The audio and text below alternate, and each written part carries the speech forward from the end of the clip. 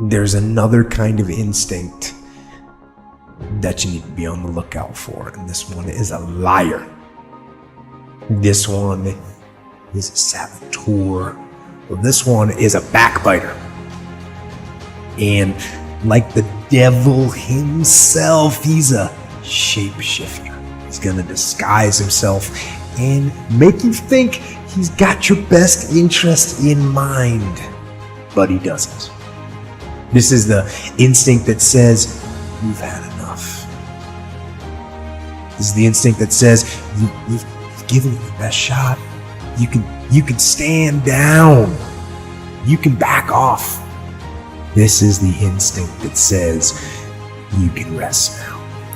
Do not listen to that instinct. Do not listen. You don't have to force yourself or motivate yourself to think negatively, to be depressed, to hate somebody, to want revenge, to want to get back at somebody, to beat yourself up over the head. You don't have to make any effort to do that. Your mind is on automatic. It will do that by itself. But if you want to begin to move into your own personal greatness, if you want to begin to really enjoy a happy, successful, healthy life, you've got to be willing to go against the tide. You've got to be willing to harness your will and say, in spite of this, I'm in control here. I'm not going to let this get me down. I'm not going to let this destroy me. You're going to lose everything. You won't come out of this. You're not smart enough. You're not bright enough. You waited too late. You should have started younger. Those are the kind of voices that we all live with. All you got to do is start changing the way you think. You can protect yourself from negativity. And that's what stops most people, negative thoughts. You can coat your mind from negativity. The pressure I was going through was coming from the things that I allowed to reverberate in my head. And I'm wondering if there are things echoing in your head right now that are stopping you from living your best life because you will not silence them by speaking back. Overcoming the negative conversation, that inner dialogue that's going on all the time, even when you don't want it to be there. You can't stop yourself right now from thinking. You can't do it. It's going on. And so learning how to empower yourself, part of doing that is standing up to yourself. Don't make decisions based on your emotions. If you make decisions based on your emotions, they're going to lead to a bad place. Don't let that happen. Instead, if you feel yourself getting emotional, take a step back, detach, look around, think about the long-term implications of the decisions that you're making, and make your decisions based on logic and based on reason. You're in charge of what you give access to. Be selective in what you allow in. If the thought is negative, discouraging, bringing worry, fear, do yourself a favor, don't let it in. Nothing good is in your future. Why do you even have your hopes up? You're going to be disappointed again. Before you dwell on that, before you let it take root, ask yourself, where is this thought coming from? When a negative thought comes, erase it and replace it. It's not enough to just not think negative. Don't leave your mind empty. So there's a lot of chaos going on in the world. There's a lot of destruction going on in the world right now. There's a lot of loss happening in the world right now.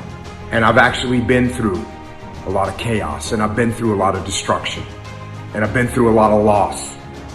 And one thing that I've learned going through all those experiences is I learned that I had to keep my emotions in check. And that's the same thing I tell other people when they're going through trying times, is to keep your emotions in check. You know, I get tired sometimes. That's different from being negative, because I get mentally drained from my job at times. But to coat your mind from negativity, the way you can put a coating around your mind is with one simple thing: gratitude. Gratitude erases negativity. The fact that you can walk, that's a blessing. The fact that you woke up, that's another blessing. The fact that you can see, think, reason, that's another blessing. The fact that you can go somewhere and get yourself something to eat, that's another blessing. The fact that you have an opportunity to get it right is another blessing. The fact that you're beautiful, that's another blessing. The fact that you have any measure of health, that's another blessing. And I'm just talking to you, I don't even know you. I could give you 50 things you ought to be grateful for right now. I don't even know you.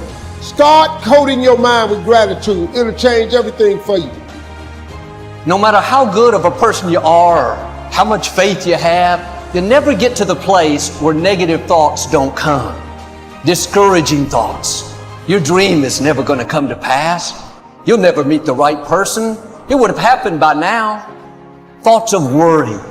The enemy's main tools are deception and lies. Your mind is the bullseye of his target. If he can control your thinking, he can control your life. You can't stop negative thoughts from coming, but here's the key. Just because a thought comes doesn't mean you have to think it. You control the doorway to your mind. Life is not easy at all. There's going to be challenges. You're going to get beat down. That's the way life is. Life will knock you between the eyes. It will catch you on the blind side, come out of nowhere, stuff you can't anticipate. That will knock the wind out of you. You want to give up. You will not be challenged in your convenience. You will be challenged in your chaos.